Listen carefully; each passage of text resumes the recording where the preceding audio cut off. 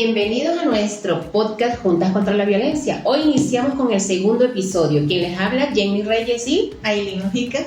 En esta oportunidad, querida audiencia, tenemos como invitada especial a la activista en derechos humanos Esther Gualtieri, quien nos va a hablar sobre los mitos de la migración. Bienvenida, Esther. Para comenzar, cuéntanos cómo ha sido tu experiencia como migrante aquí en Ecuador. Hola Jenny, hola Ailín, gracias por la invitación. Bueno, les cuento que tengo desde agosto del 2017 acá en Ecuador. Llegué con mi esposo y mi hijo del medio, pequeñito.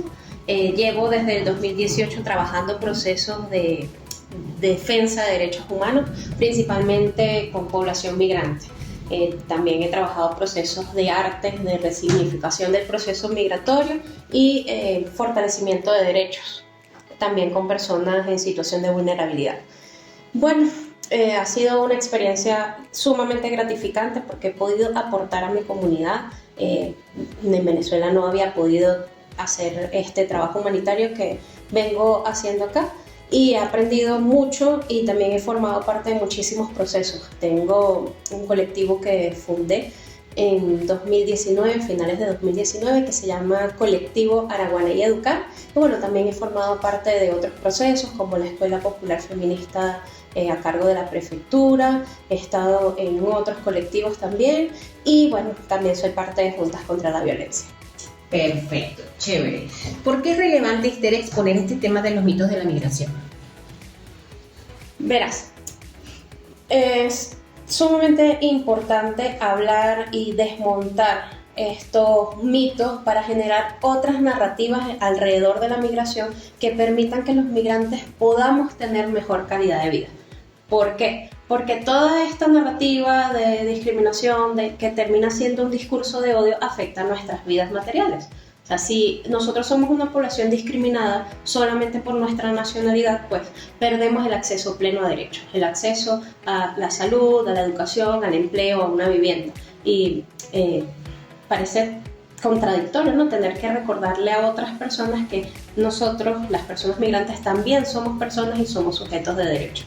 Estamos hablando de una población migrante de alrededor de 8 millones de personas. O sea, los venezolanos somos la migración más grande ahora del continente sin tener ningún proceso de guerra interno. Y a la mayoría de estas 8 millones de personas estamos acá en Latinoamérica, de las cuales unas 220.000 están acá en Ecuador. En todos los barrios, en toda la metrópolis de capital, lo que sea, tenemos población migrante arrendando, pero con la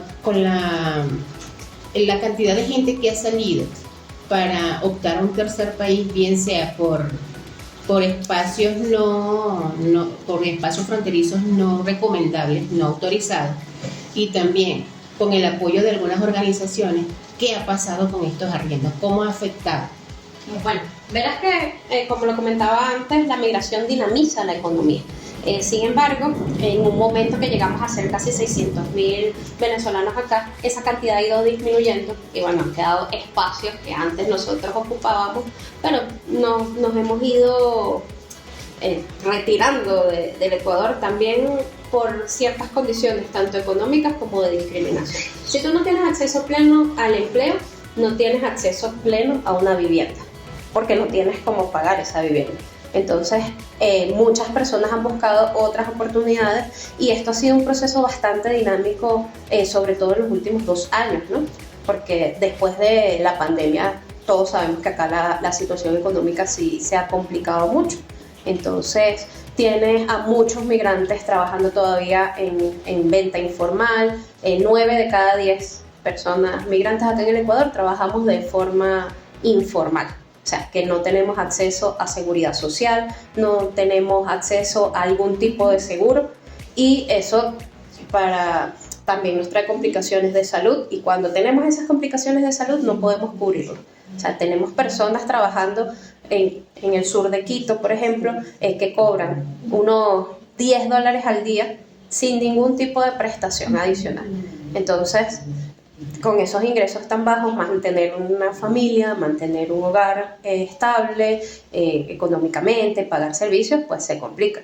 Entonces, mucha gente por esas razones ha tenido que ir saliendo a buscar un tercer país, bien sea con el apoyo de los organismos internacionales con el programa de movilidad segura, que ahorita está la ACNUR, la OIM, trabajando en eso, o por los pasos irregulares cruzando la selva del Darién, que sabemos que también es un camino súper complicado, sobre todo para las personas que vienen con niños, y súper peligroso, porque no solamente están expuestos a las condiciones naturales de una selva, sino que también están expuestos a grupos armados. Entonces, esta vulnerabilidad que presentan las migrantes y los migrantes acá en Ecuador, pues se traduce en un crecimiento de mafia de tráfico de personas. Es un tema bastante denso y que bueno, esto nos daría para hablar 3, 5 capítulos del podcast, pero bueno, les puedo comentar eso. En líneas generales, con el tema económico, la migración dinamiza. Todos pagamos impuestos. Así compremos lo más pequeño en la tienda, allí se está pagando un impuesto. Entonces eso es una dinamización de esa economía que ahorita está difícil, pero sí, los migrantes Sí aportamos. aportan. De una u otra manera siempre estamos aportando. Por otra parte, Esther, también se dice que la migración incide en el aumento de la criminalidad. ¿Qué opinas tú de eso? Verás, esa percepción de la población ecuatoriana en que la migración aumenta la criminalidad está potenciada por los medios de comunicación y es una política de Estado. O sea, el Estado desde el 2019 ha tenido esta discriminación institucional hacia los venezolanos. En algún momento se planteó por el lamentable asesinato de Diana Carolina por parte de una persona venezolana, se planteó hacer brigadas para control migratorio, violando claramente los acuerdos internacionales, y desde allí se ha venido haciendo una política estatal xenófoba. Entonces, también apoyada por los medios, y finalmente esto llega a las poblaciones, esto se replica a la gente, como llamamos, de a pie. Y es lamentable porque realmente afectan a toda una población por el accionar de una persona donde no tenemos responsabilidad individual por los actos cometidos. Estamos hablando de violencia feminicida que nada tiene que ver con el pasaporte que llevemos. Si revisamos las estadísticas podemos observar que menos del 5% de las personas privadas de libertad son de nacionalidad venezolana. Entonces no hay ninguna causalidad entre el tema migratorio y la criminalidad. Y estas estadísticas se mantienen alrededor del mundo. O sea, en Ecuador está la estadística, pero menos del 4% de los crímenes alrededor del mundo son cometidos por personas migrantes. Sin embargo, cuando revisamos los medios encontramos que si alguna persona migrante comete un delito, pues esto se magnifica, se habla de la nacionalidad del agresor como si fuese un dato relevante para la noticia. Sin embargo, tenemos que recordar que la maldad no tiene pasaporte y que todas las nacionalidades tienen personas que se dedican al crimen y no por eso vamos a estigmatizar a una población entera. Claro, la maldad no tiene nacionalidad, como dices tú. Hay personas buenas y hay personas malas que nacieron malas y no tienen nada que ver de dónde vengan. Fíjate, hay otro mito que tiene que ver con lo que es la educación y la salud. Hay personas que no toman en consideración que esto es un derecho, sin embargo dicen que los migrantes tienen más derecho a la educación o acceden más rápido al sistema educativo y que cuando van a los hospitales los atienden antes que a las personas ecuatorianas. Bueno, estamos hablando de mitos, por lo que realmente esto se puede rebatir con estadísticas. De hecho, en los últimos años ha bajado la población de niños venezolanos en las instituciones. La particularidad de las personas que posiblemente vengan en tránsito o estén planeando la migración a un tercer país desde acá de Ecuador es que los niños no tienen acceso a la educación, bien sea por recursos económicos, por falta de cupo en las escuelas cercanas al domicilio.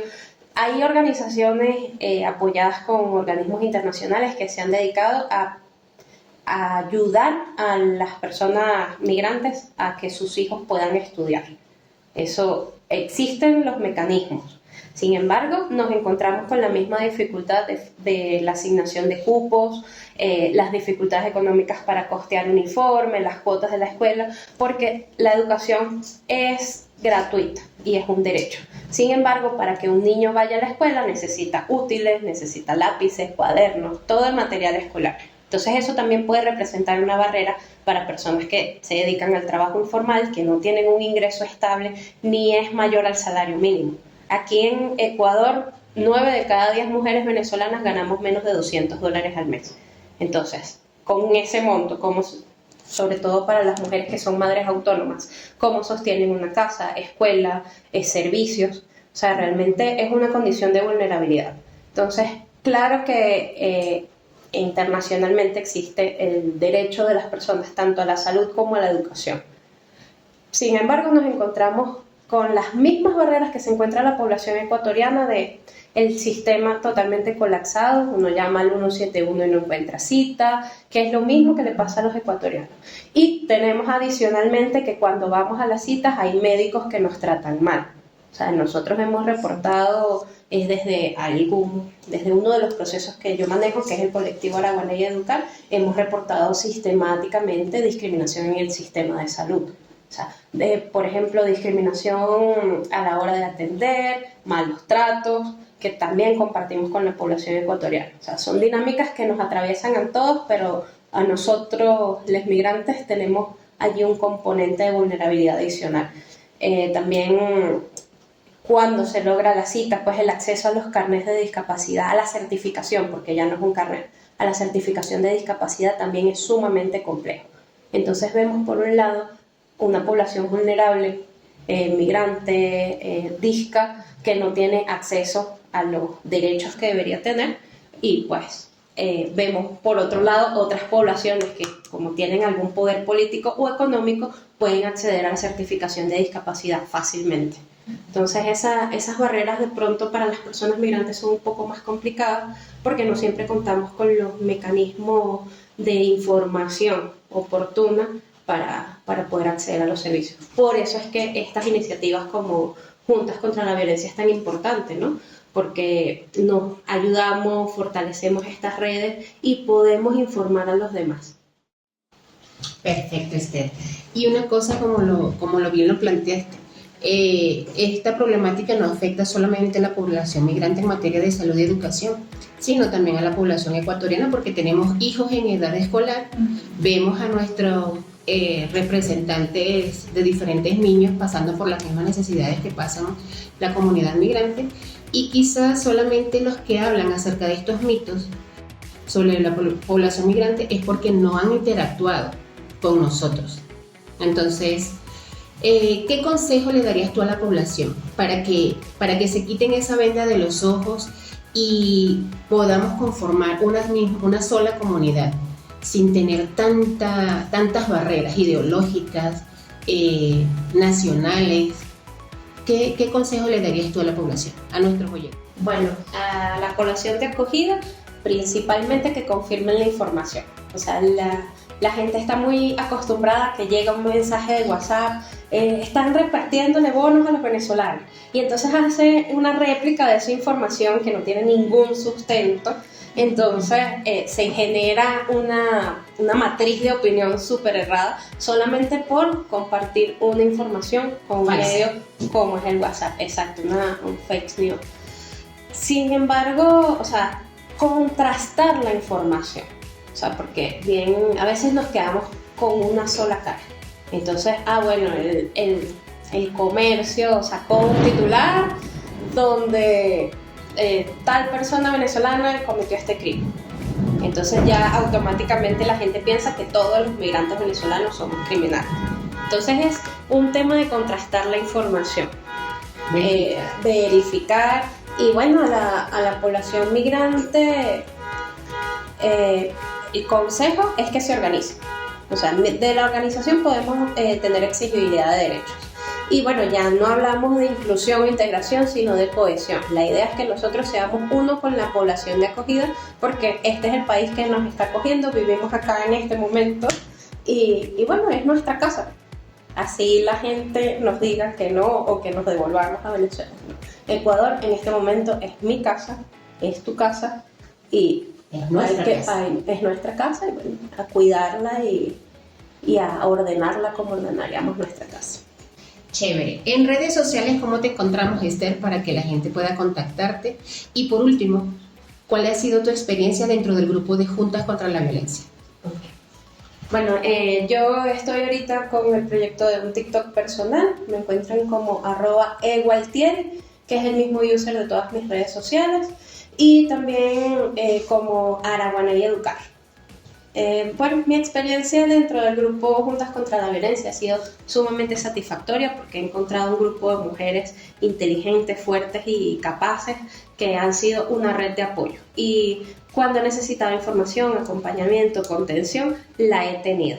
Entonces, lo bonito de todo esto es que cada vez somos más mujeres dentro del grupo, que tenemos esta confianza, esta amistad, y bueno, poquito a poco hemos construido una red. Y lo que no sabemos, lo que no podemos solucionar nosotros en el grupo, buscamos quien lo pueda solucionar. Entonces eso es muy lindo, es muy gratificante y llena el corazón. Así que es un gusto para mí estar hoy con ustedes y formar parte de Juntas contra la Violencia. Y también ha sido un inmenso placer compartir contigo y que nos hayas aclarado lo que es los mitos de la migración, para que la población que nos escucha esté al tanto y se quite esa bendita de los ojos y podamos ser una población inclusiva. Sí, de verdad que muchas gracias, estamos orgullosas de ti, de todos los procesos que llevas a la vez y alcanzas con todo, pues. Siempre estás allí, de verdad que eso es muy importante y es muy admirable. Gracias por estar con nosotros. Gracias.